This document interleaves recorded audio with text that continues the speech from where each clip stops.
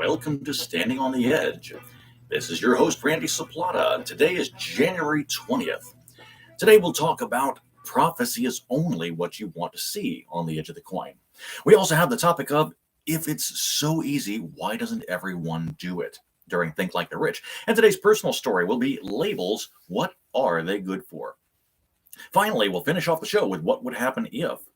By the way, if you like the content presented here and in other videos of mine, do me a favor and hit that thumbs up or like button, and then subscribe to the channel to ensure that YouTube will keep me around for a while.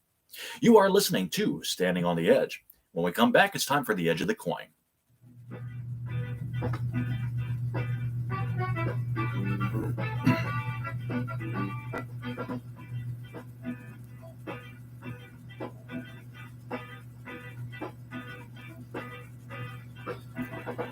And welcome back to the show. The Edge of the Coin is brought to you by the CS Media Group. We provide the outstanding talent, and you get the extraordinary entertainment. The Edge of the Coin is a segment that will show us a way of opening up our mindsets and allow us to explore both sides of any situation. We're going to jump right into today's topic, which is prophecy is only what you want to see. Prophecy is only what you want to see. Interestingly enough, this is so very true, and most people just don't realize it. They think that prophecy is going to be showing the best of everything, the Shangri-La, the la-di-da, the pie in the sky type, whatever it is, that the meek and the poor inherit everything, and it's all going to be wonderful. But prophecy is not always great. It can be. You can make it great, but prophecy is what prophecy is. So let's say, for example, that I go up to this really good-looking woman, and I tell her that her hair just doesn't look very nice in this setting. It's not, the clothes she's wearing does not complement it, and so on and so forth. The only thing that she hears is me being negative to her. Now, she might not be able to understand that I think that she's got a gorgeous hairdo, but all she hears is, my hair, you think my hair is horrible. And that's not always necessarily the case. So that's what I want everybody to go ahead and think about, because this particular segment, just like every other segment that I've got, can go ahead and work for multiple situations. I mean, all kinds of stuff that you can go ahead and do and use, and whatever you want to go ahead and use it for, feel free to go ahead and do so, because that's the reason I do these. I try to go ahead and make it where it's not just exactly what it seems like. I want you to be able to put it in just about any situation that you've got. So with that in mind, I want you to realize that so many people right now, Christians and non-Christians alike, are all looking to the Bible, so to speak, for what's coming next, what's happening, and so on and so forth. And for many, many years growing up, I heard that in the Revelations, the end times, that everything was going to be super, super, super horrible. And it's going to be a really, really bad thing. And that there's going to be so much going on out there that nobody can do anything about it. But how do we know that's exactly true? Now, don't get me wrong, and I know I've probably been labeled a heretic right now by all the Christians in the world, so to speak. But think about it this way. The first 4 horsemen that were supposed to come about, right now, personally, I believe that 3 of them have shown up. I do. And I think that regardless of what the prophecy says, if we can take advantage of the situation and turn it around and make it useful for us, then things are going to be so much easier and better for us. Okay? And not take things at face value. For example, the first 4 horsemen, the rider on the white horse, so to speak. Now, that was supposed to be, from what I heard years and years and years and years ago, and following the dialogue of hundreds of years of generations type things, that interpreted how this was supposed to be. Well, first of all, the funny thing was that everybody thought back when it first was prophesied that it was going to happen quickly, that it was going to happen within a year or two of the prophecy itself. And so when after the Jews were dispersed in AD 70 by the Romans all over the world, the one thing that everybody said was, oh, it must be incorrect. It's already happened because we've already seen the white rider show up. We've already seen the Antichrist come in and so on and so forth. But you got to remember that prophecies don't build only on themselves. You can't take them on face value, okay? Prophecies will almost always relate to other prophecies as well. Not always, but a lot of times they will, especially the ones in the Bible, okay? They're going to relate to each other. So you've got to go ahead and take into account other prophecies that are talking about the same time periods, okay? You have to look at Isaiah, you have to look at Jeremiah, you have to look at so many other places. Even Jesus himself in Matthew and John, I believe it was, described the end times. Excuse me. So that, with that in mind, if you take all of the end time prophecies and you put them together, you've got a much bigger picture of what's going on. Now, why am I talking about prophecies here on a small business and entrepreneur show? Because here's the thing, you can't hide your head in the sand. You can't just duck and run for cover and decide that, okay, we're done, it's the end of the world, I'm just giving up right now. If you do, then you've already basically leveled yourself to the bad parts of what a prophetic situation might be interpreted as. Now, here's the whole thing that I think of when it comes to prophecy. Prophecy, like I said, is prophecy, and you can look at it in several different ways, okay? My point is that this, excuse me, pardon me, that came out of nowhere. And another one. Anyway, dust in the air, that's all.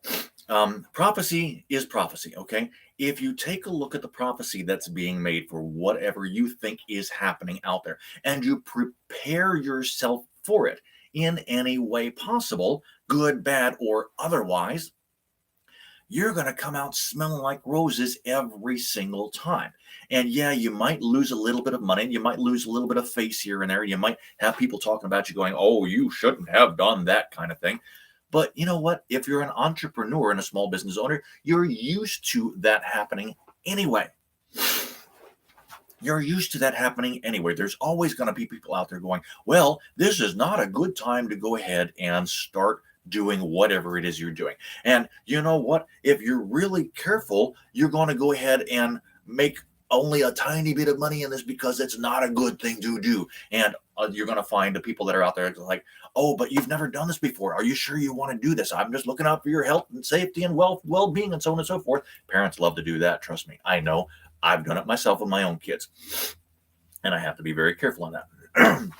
But the point is this. If I look at a personal situation, even if it's my own prophecy, I see the economy going in this direction.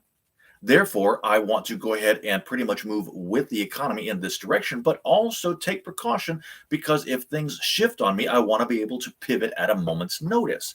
That's my own personal prophecy, and it's a self-fulfilling prophecy if it comes true. And if it doesn't come true, I'm still prepared for it, and I've only just lost a little bit or nothing because it hasn't happened. Eventually, it's going to turn around to that point anyway. Because when it comes to prophecies, also you might notice that if it's a true prophecy, it's not going to have a time stamp on it. So very few times for the real prophecies are they going to go ahead and say, okay, we're going to have a meteor strike New York City and it's going to level the city in 2017. Well, obviously, something like that didn't happen. So that would not be a true prophecy. But the prophecy itself is going to show events that can come about, not necessarily time periods, okay? Now, it can go ahead and give it can give you a time period. Well, I should say, I'll only back up a little bit, because prophecies can give you a time period, just not necessarily a timed event at that particular thing. Okay, so going back to the events of the Bible right now, the end times were supposed to happen, number one, when Israel became a nation again. And before Israel became a nation again, everybody, or most of the Israelites, the Jews, would be called back to the nation of Israel in several different waves. Okay, in the East they call it Aliyah. In Israel they call it the return, and it's there's a particular term for it, but I can't remember what it's called right now. But the point is, flocks of Jews and Jewish people from all over the world, from every nation, north, south, east, and west, have been coming back, gathering into the nation of Israel. I personally am really wanting to go myself, but I'm unable to do so at this particular time. So we'll have to see if I either get forced there later on, or if I'm able to go ahead and come into some money and go and settle there in the nation. Either way, we'll just have to see. But the point is this. Once Israel became a nation, the end prophecies were supposed to happen within one full generation of what's happening. Okay, now that we have again an interpretation here, because some people say, well, a generation is 20 years, and some people say, well, a generation is actually 70 years, and a generation, and so on and so forth. I think the generation happens to be basically from when the first person made the country of Israel. And for that, I'm using Moshe Dayan. Okay, Moshe Dayan was basically the first prime minister that went ahead and did it, and he was the one that was instrumental in setting things up. From the time that Moshe went ahead and started to the time that the final Jew that was in the country when it started dies, is the time period for the other events to start. So that being the case, it was basically a little bit over 70 years, which would hold true to a lot of prophetic events happening in the Old Testament of the Bible anyway. 70 years was a very, very, very big number for them in doing so. And if you take 1948, which is when Israel was created, and you move forward 70 years from there, we're talking 2018. 2018 at that point basically was right smack dab in the middle of President Obama's duration, so to speak, in the White House. Okay, so that being the case, I think that's when the white horse showed up, so to speak. And the white horse prophecy basically was a man who showed himself to be powerful, but was not very powerful. He didn't have any ammunition. He didn't have any excuse me. He didn't have any arrows. He had a bow. He pretended he was doing it, and so he was able to go ahead and utilize that bow as a show of force, but it wasn't a very powerful thing. But he was a great orator. He was able to go ahead and get a lot of people under his sway, so to speak, because they listened to what he was saying, and they wanted to listen to what he was saying. Then you had the red horse come in immediately after that. Well, in my opinion, that's President Trump. Everybody can agree that President Trump said some very, very inflammatory things, but they were both good and bad. It wasn't just directed to one side. He pretty much went ahead and, as a typical New Yorker, labeled everybody, and spoke to everybody the same way he would back home. Most people here in the United States were, number one, not used to that. Number two, not enjoying it. And number three, could care less whether or not they liked it. They just didn't want to go ahead and hear it. Plain and simple.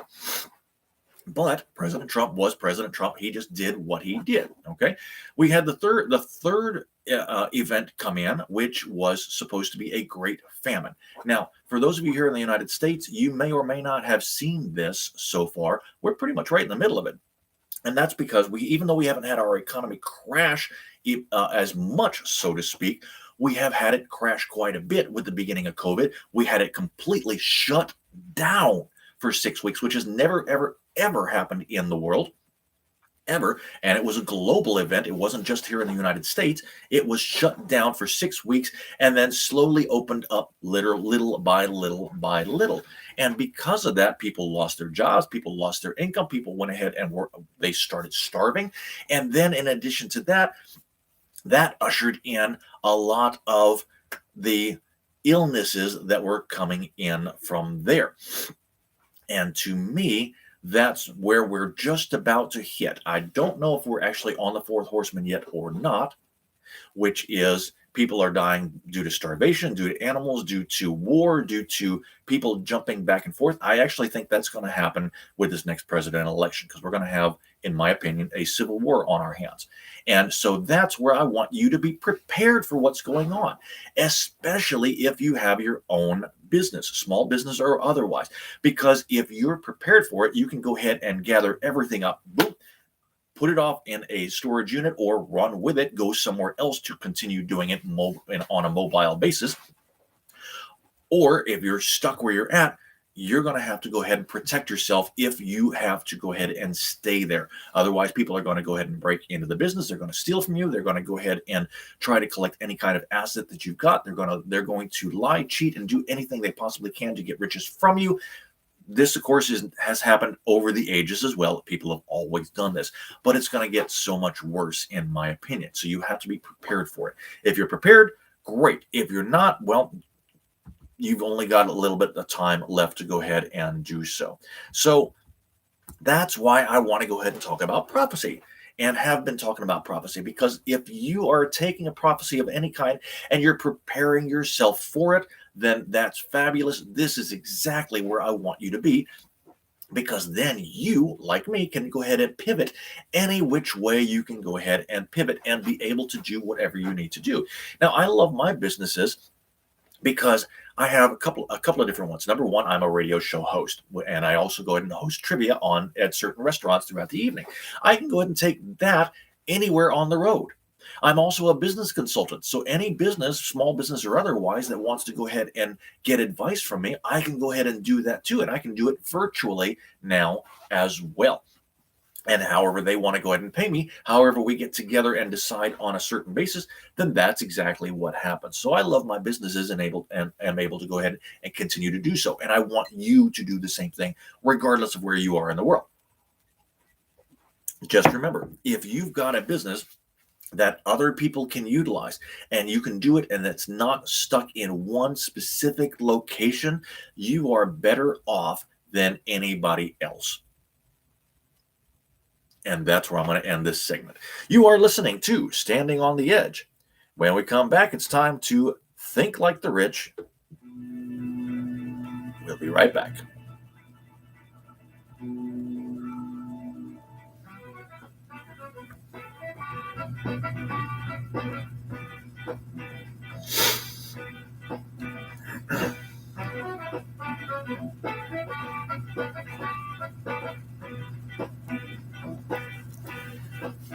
And welcome back to the show. Think Like the Rich is brought to you by Mama's Decadence, offering luxurious refreshment for your body inside and out. You need to treat your body and that of your lover to a bit of luxury from Mama's. Think Like the Rich is a segment designed to help everyone think past their circumstances and encourage a different solution and a different course of action. Today's topic is, if it's so easy, why doesn't everybody do it? If it's so easy, why doesn't everybody do it? Now, I've had the same topic, so to speak, several times over the course of the last year and a half, almost 2 years that I've been doing this show. And here's the biggest, not solution, but the biggest answer to that particular question that I've come across. And that's because basically everybody's lazy. Plain and simple. I mean, you might like it, you might not like it, but it is what it is. I believe that basically everybody's lazy, myself included. I am not going ahead and saying that I'm different from everybody else. In fact, I probably am one of the laziest people that I know. That's one of the reasons why I love my businesses. Number one is because I get to choose my own hours. I'm not forced to go ahead and go to a particular place of business and talk to my boss and say, what do you want me to do? And then I do that for the next 4 hours. And they say, okay, now you can go ahead and take your break or take your lunch. And then you come back and go ahead and do the same thing for the next 4 or 5 hours or so on and so forth. And I'm stuck at that place of business for 9 hours. Then I come home, I'm dog tired. I didn't make that much money during the day. And basically, anywhere between a third and half of what I made went straight to the government anyway. So I was really not enjoying that as well. When I started up my own businesses, however, I found out number one, the government became my business partner, so to speak. Yeah, they were still going ahead and taking money from me, but they allowed me to choose when I gave it to them. I had control over that money in order to do so. In addition, I was able to go ahead and rework my schedule so I can make the exact same amount of money or very close to it working at a business for 40 hours a week. And I was able to go ahead and cut it down to between 8 and 10 hours a week. I mean, that's a huge, huge reduction. So, if it's so easy, why doesn't everybody do it? Well, not everybody wants to take the effort in order to go ahead and do so. Starting your own business is not easy.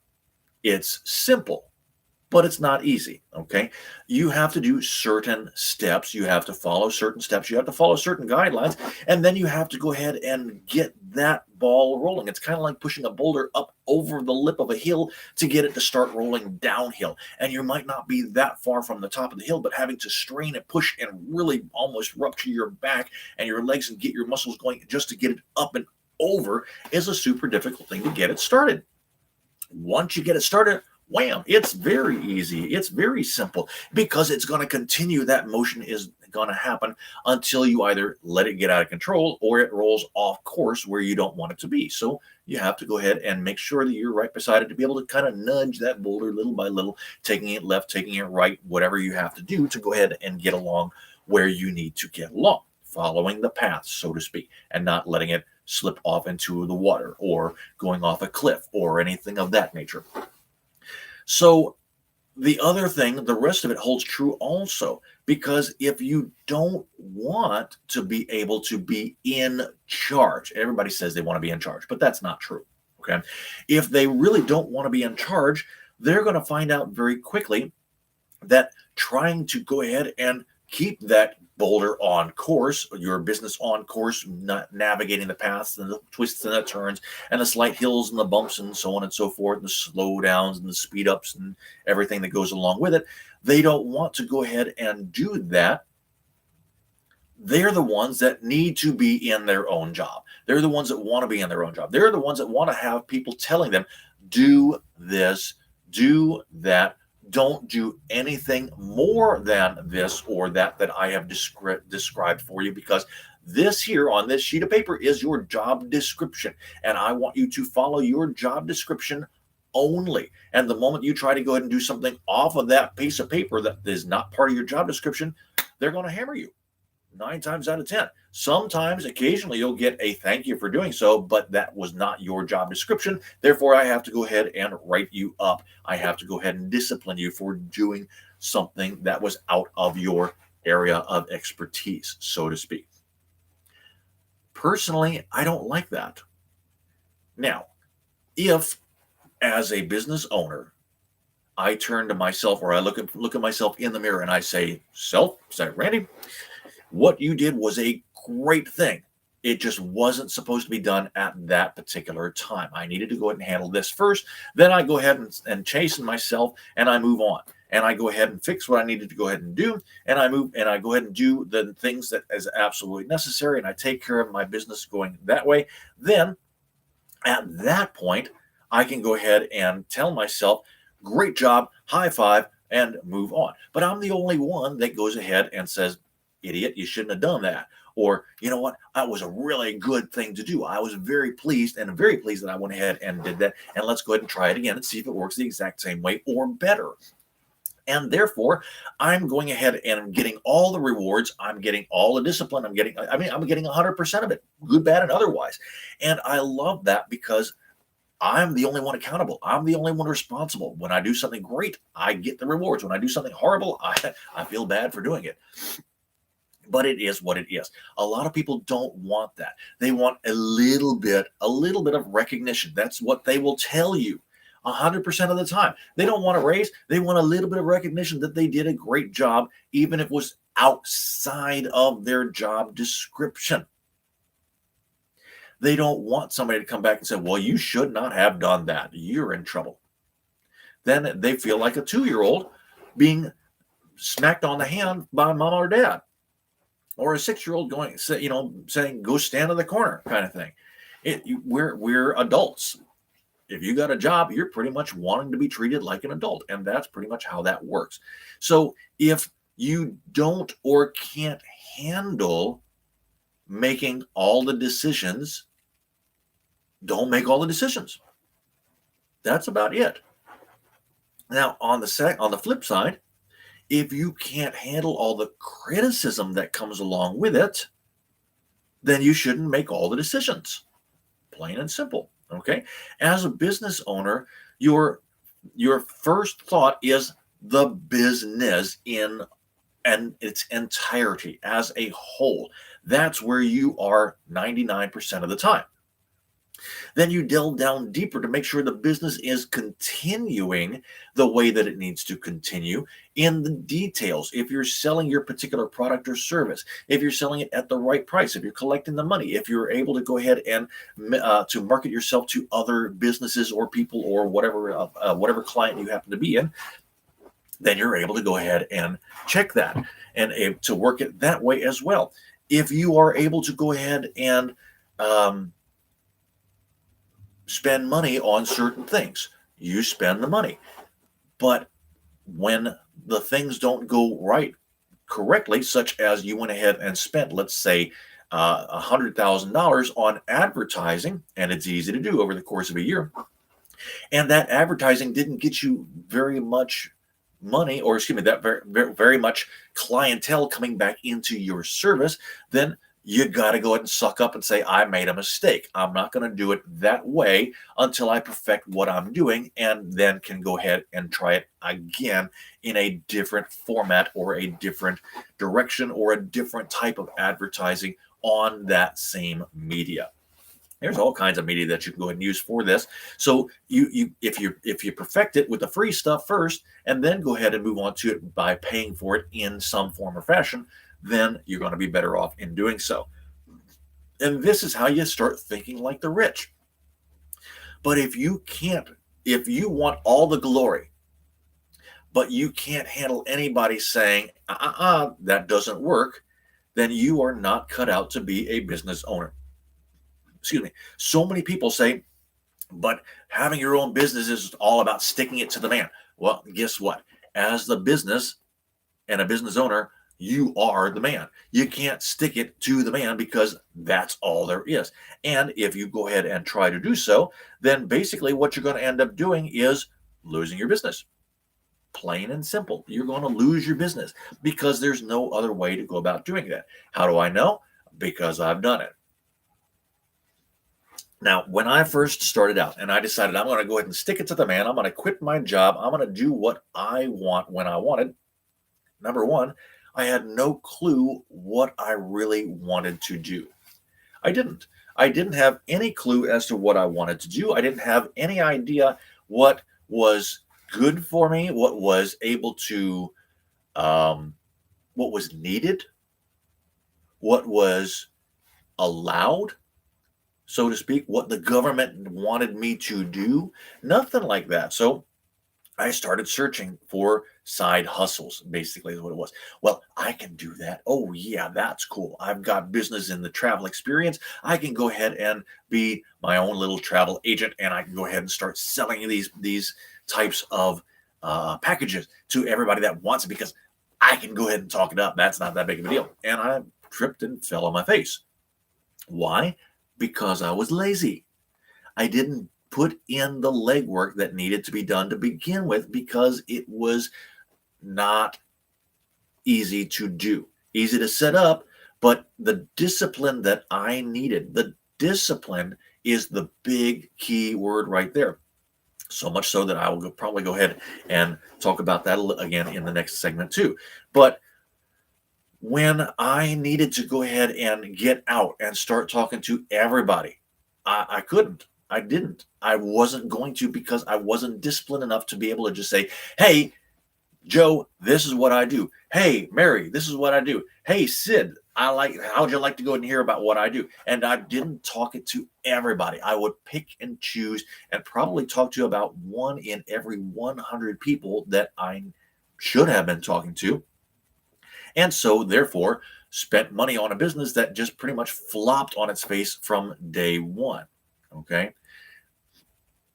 But I wasn't prepared either for the flop because I didn't know that what I wanted to do was different because I was thinking of it in terms of a job. Now, I covered that in my last show as well. If you want to go back and take a look at that particular one, feel free to go ahead and do so.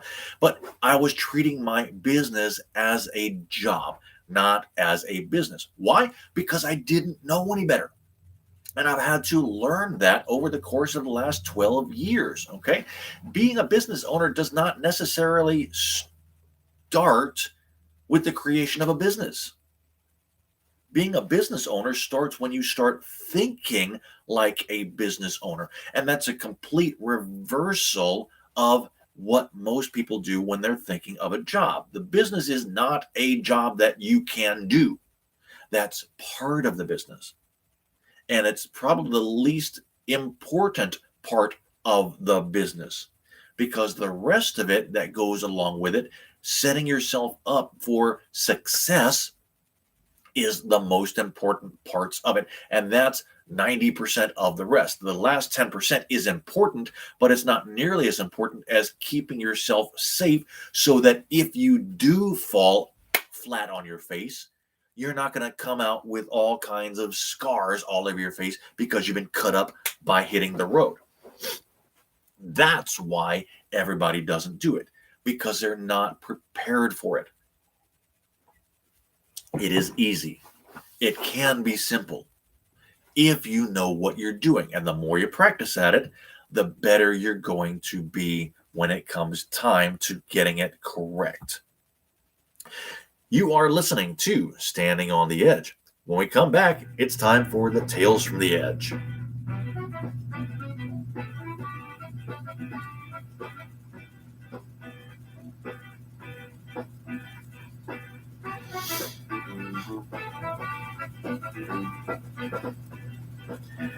Welcome back to the show. Tales from the Edge is brought to you by the HRS Foundation, investing in future generations to ensure a better tomorrow. Tales from the Edge is a shared personal example that I've experienced during my path to growing wealthy. Today's story is labels. Just what are they good for? Labels, what are they good for? So many people I have come across during my path to growing wealthy. And don't get me wrong, I'm not wealthy yet.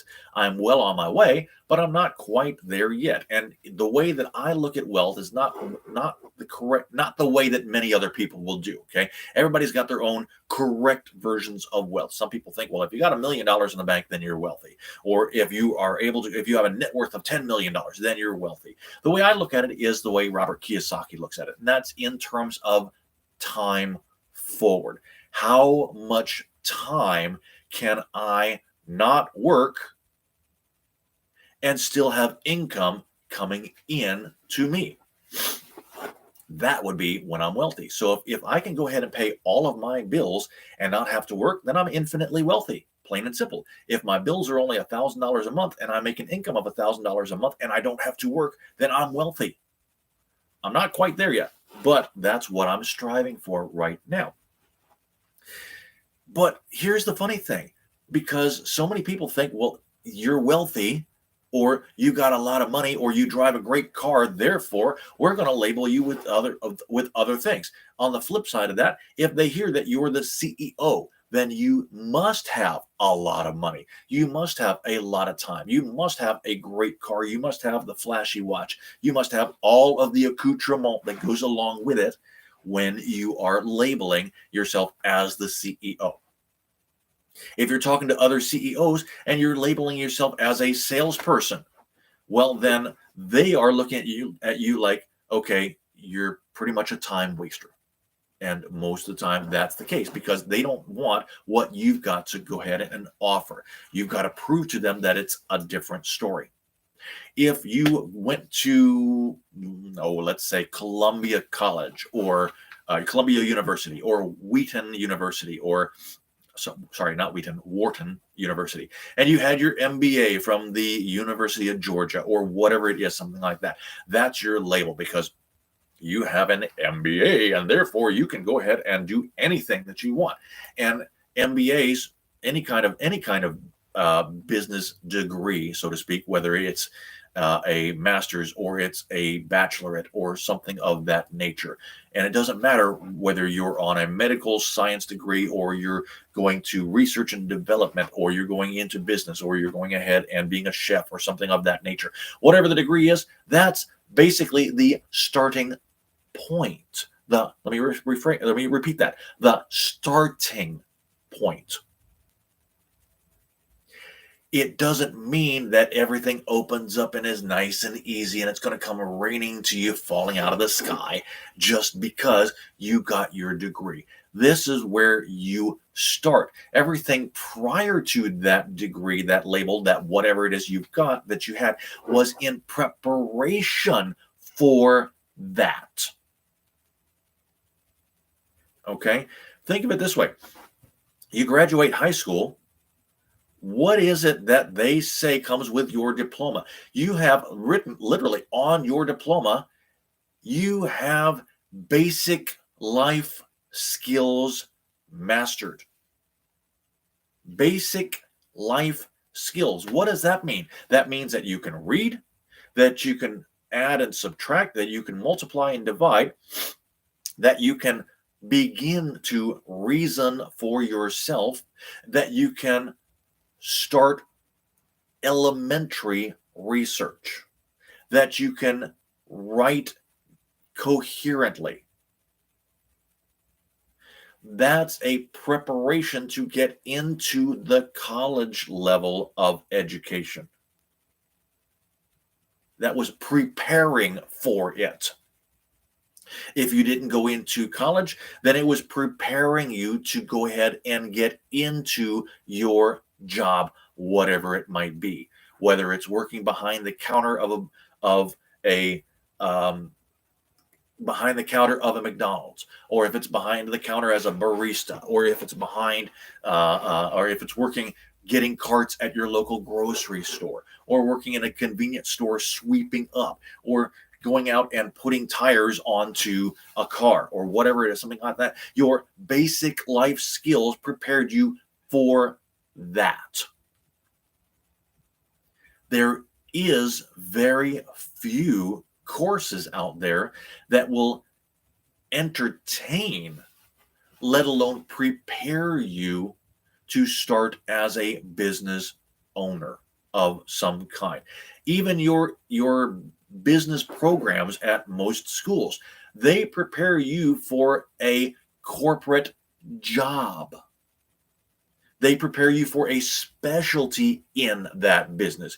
You might have a specialty as an accountant. You might have a specialty as a lawyer or a specialty as a real estate advisor, so to speak.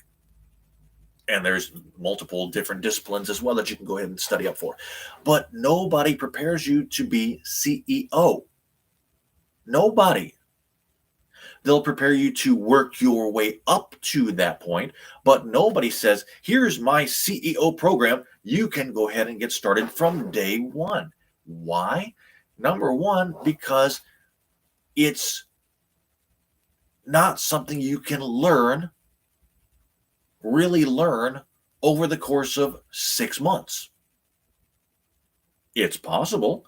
But then, once again, it's just in preparation for doing so. And so even the courses, a lot of times that I found out in quote unquote entrepreneurship, is not teaching you to be business owner, to be CEO. What they're doing is teaching you how to go ahead and create your own job.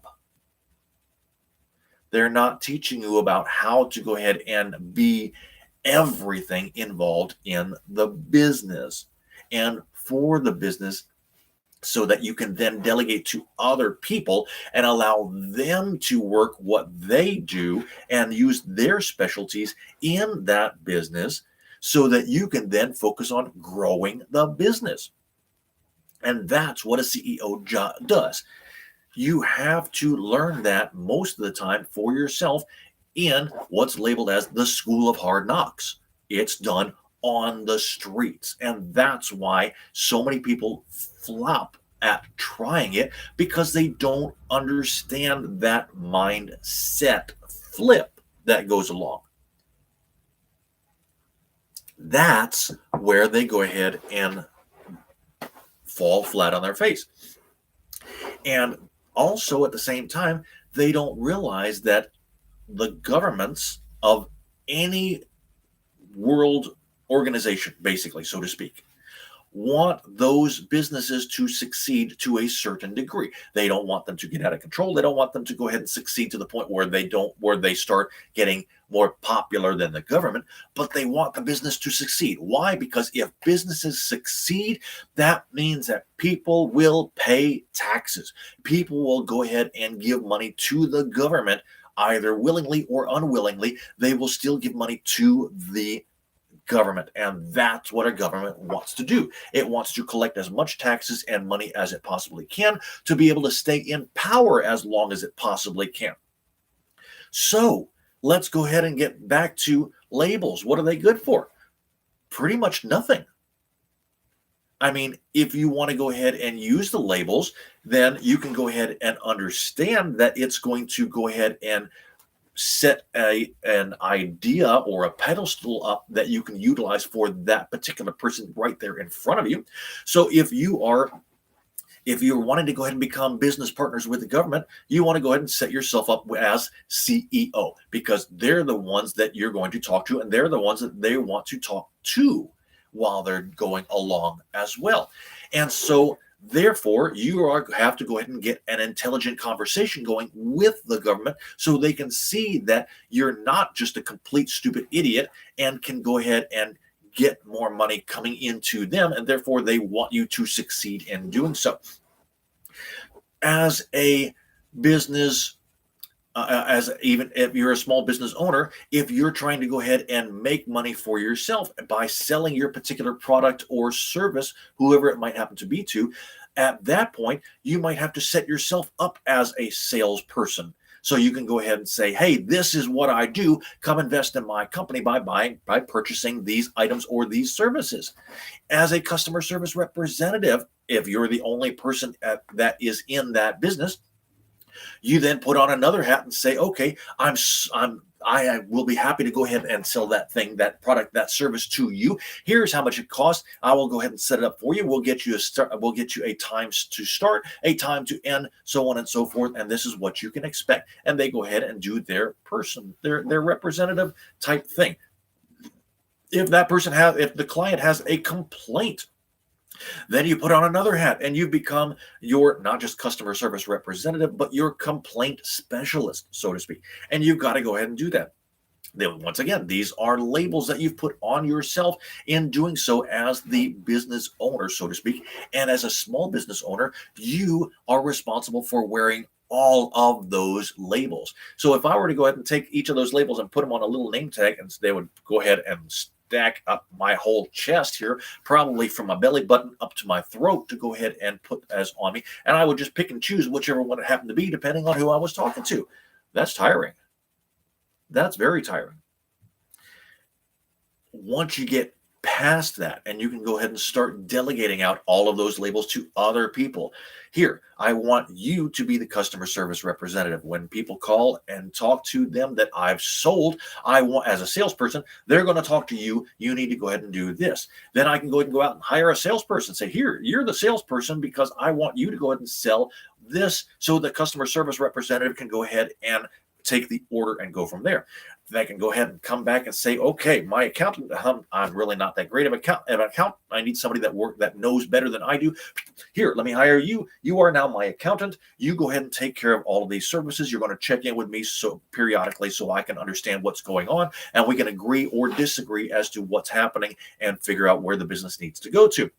And then I can go ahead and come over here and I can go ahead and say, here, you are the complaint specialist. You take care of all the complaints as it goes in. You field them in, you forward them to me if absolutely necessary. But for the most part, you're handling it and you go from there. And then I can go ahead and take my lawyer degree type thing or my lawyer type part of the business. Handle it, hand it off to the lawyer. You're responsible for all of my legal activities, good, bad, and otherwise. And we'll go ahead and get together on a regular basis to make sure we are working out that everything is safe for the company, that everything's ready to go, and we can go ahead and push forward as a company as we move on. And as I'm delegating all these things as the CEO, I'm still in contact with the government overhead, Big Brother, who's always watching, and saying, this is what I'm doing. This is where I am. This is where I want to go. I will go ahead and plan on giving you a certain amount of money based upon how much sales we have at a certain time. And the government says, okay, we'll be keeping an eye on out you, but because you've got all of these things, all of your ducks in a row, all of these things set up, all of these people helping you on your team that's going on, we will allow you to do so, and we won't impose these limits on you or these set amount of taxes based upon what other businesses in your industry have done previously, and that's going to get you in trouble. Labels can be good. Labels can be bad. Labels can be indifferent. It really doesn't matter as long as you realize that the label must change depending on who you speak to if you are the only person in your business. And that's why another reason why so many small businesses fail, because they don't think, the business owner doesn't realize that there's so many different things that are part of a moving business. They think it's kind of like just getting out, opening the door and walking out of the street and everything is hunky-dory. No, it doesn't work that way. It's kind of like almost getting on a bicycle to begin with and realizing that you've got, number one, wheels that turn. Number two, pedals that control that wheel. Number three, brakes that control the speed going forward and or allowing the speed to get faster or slowing it down. And finally, your handlebars that can go ahead and move you in a certain direction. And then finally, then beyond that, you've got a gear shift so you can move faster or easier or more difficult, depending on whether you have to go slower or faster while you're doing that by going uphill or downhill. And then finally, and your bicycle might have it, it might not, but it's going to have some form of bell, so to speak, or horn on it, allowing other people to know that you are in the vicinity, that you are coming, that you are there, that to go ahead and notice you as you're doing that. You might graduate from that point up to a motorcycle, which has basically all of the other same things, but it can go faster. And your horn gets a little louder. And your muffler is out there going, boom, boom, boom, boom, boom, boom, boom, boom, and people can hear you better. Then you might graduate into a car that can go even faster, but you're better protected because you're surrounded while you're doing this. And you're able to go ahead and be heard a lot farther away. And you might or might not have the efficiency that you had with the motorcycle, but you're able to go ahead and do more things with more power in doing so. This is all part of basically having your own business as well. And if you're the only person doing it, well, then basically you've just stepped out the door and you started walking door to door to door to door, knocking on people's doors saying, hey, this is what I do. Help me out. Buy my items, buy my products, buy my services. It might work for you. It might be a start. Most of the time, it doesn't work. You've got to go beyond that in order to go ahead and be successful. That's what I want you to realize. You are listening to Standing on the Edge. It's time to close out the show with What Would Happen If.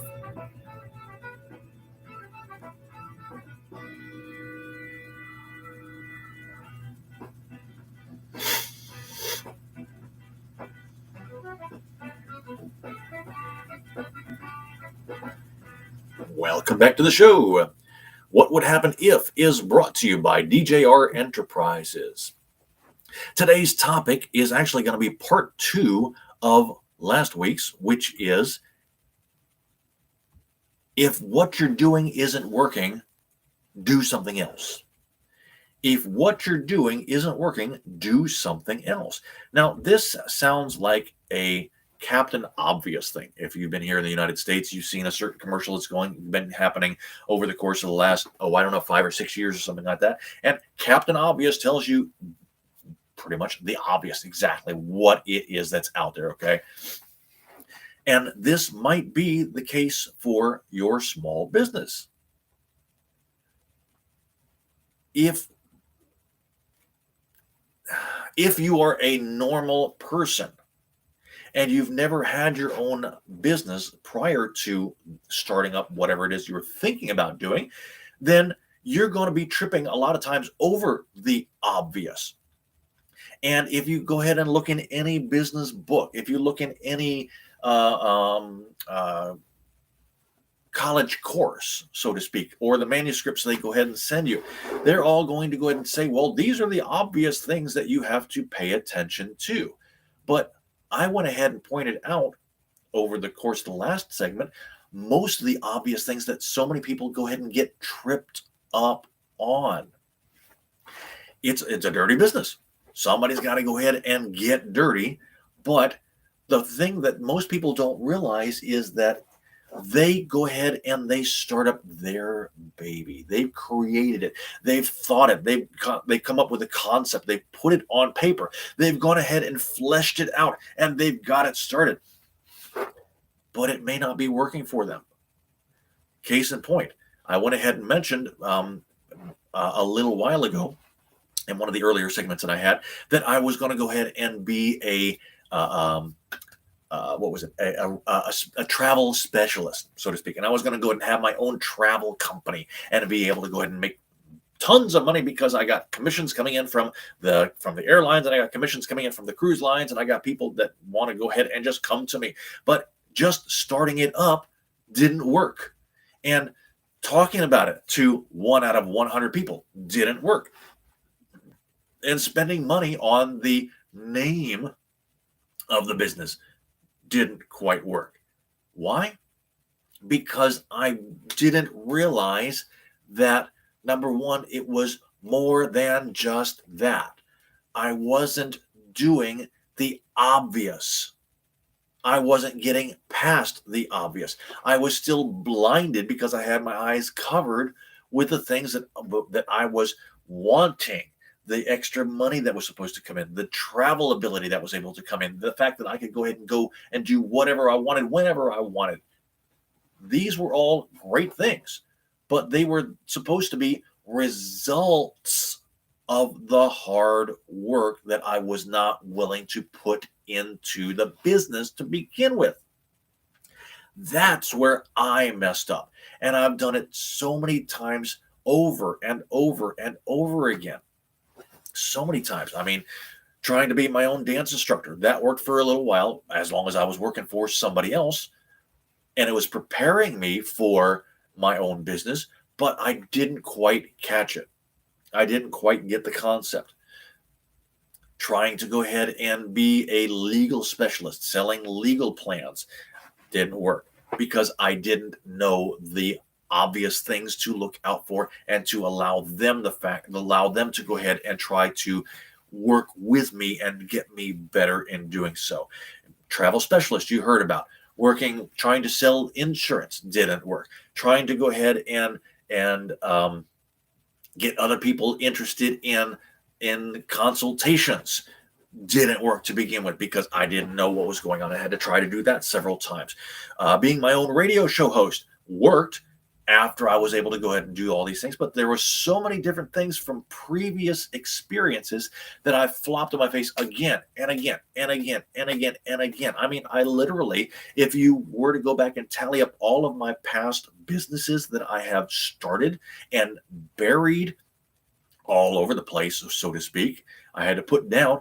There have been probably close to about 40 of them in doing so. That's why I like to call myself a serial entrepreneur, because I can't just leave it at just the one. I'm changing what I do. I'm moving on to the next thing. I'm trying to find a great idea that I can go ahead and use that will be worthwhile and is willing to be accepted by other people and able to go ahead and solve other people's problems in doing so and get dirty doing it, even though I don't like to get dirty. But I learned that in order to be a successful business person, I have to go ahead and do these extra things in order to go ahead and reap the results that come along with it of being a success later on. I finally learned what it is that I need to go ahead and do to be successful, and am now therefore on my way to success. Just because I know it doesn't necessarily mean that I am successful. It just means that I have a better chance at getting successful. That's what learning how to be a CEO is. And that's how you figure it out. For me, I was super dumb. I was idiotic in this, okay? I learned all of this over the course of about 15 years. 15 years. Some people catch it after a month. It took me a long time to figure these things out. That's why I say that you can't just take a course on being CEO, because it's not something that you can go ahead and really take to heart and run with it. Everybody has their own pace in doing so. Yes, you can go ahead and learn all the obvious things. Yes, you can go ahead and learn all the different moving parts that are happening. Yes, you can go ahead and take on the label of whatever it is you're doing.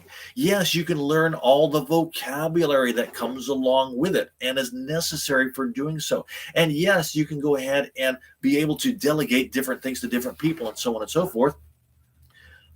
But it takes a certain amount of experience to be able to get all of that together at the same time in a coherent structure, and be able to go ahead and not just delegate and get that ball rolling, but to really be successful at continuing to keep it moving.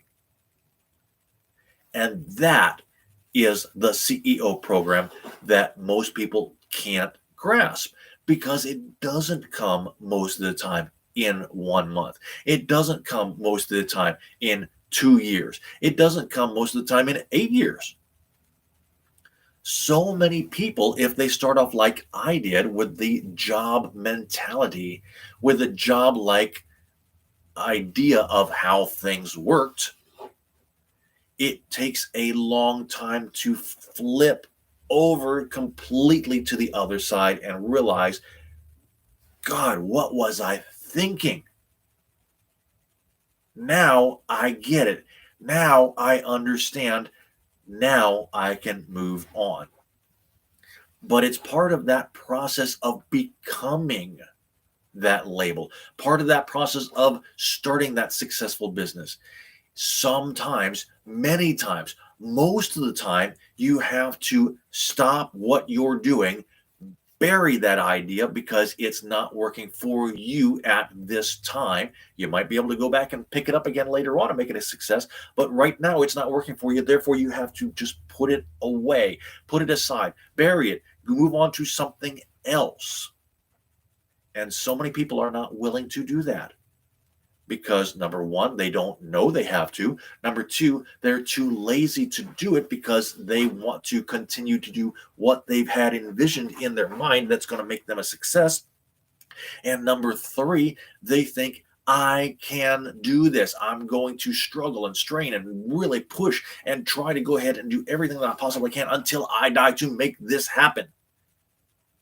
It might not happen for you. Because just because you make it up doesn't mean that somebody else wants what you have. Just because somebody wants what you have doesn't mean that everybody wants what you have. And just because everybody wants what you have doesn't mean that you are selling it at the right price point. These are things that you have to go ahead and realize as a business owner. And these are things that you are constantly having to tweak and having to maneuver and having to keep up with what's happening out in the economy and being able to forecast your own prophecy for what's happening for your business. And if you're not ready to do this, it will not succeed, plain and simple. If you're not ready to do all of these things, if you're not ready to succeed, it will not happen. You've been listening to Standing on the Edge. I want to go ahead and give a shout out to my friends watching today. Jeannie Ramsey is watching, and I certainly appreciate the fact that she's doing so. We've also got somebody coming in from Russia that's taking a look at this live video, and I sure appreciate you able to do so. Don't forget, if you want to go ahead and be a partial sponsor to Standing on the Edge, just send me an email to joinmeattheedge@gmail.com. Join me at the edge at gmail.com, and you can go ahead and get a link to the GoFundMe page, or you can look for it on GoFundMe if you want as well. $1. $1 is all you need to go ahead and have and contribute to be a partial sponsor. And if you go ahead and do so, then you will be part of the community that we have for Standing on the Edge and able to go ahead and get so much more content and different things, access to different things that are going to be happening in the near future. I got some great videos coming up. I've got a course that actually is going to start off not just as an entrepreneur, but we'll go ahead and discover and continue the things that I was talking about today about being a CEO. My next show is going to be on next Thursday at noon, January 27th.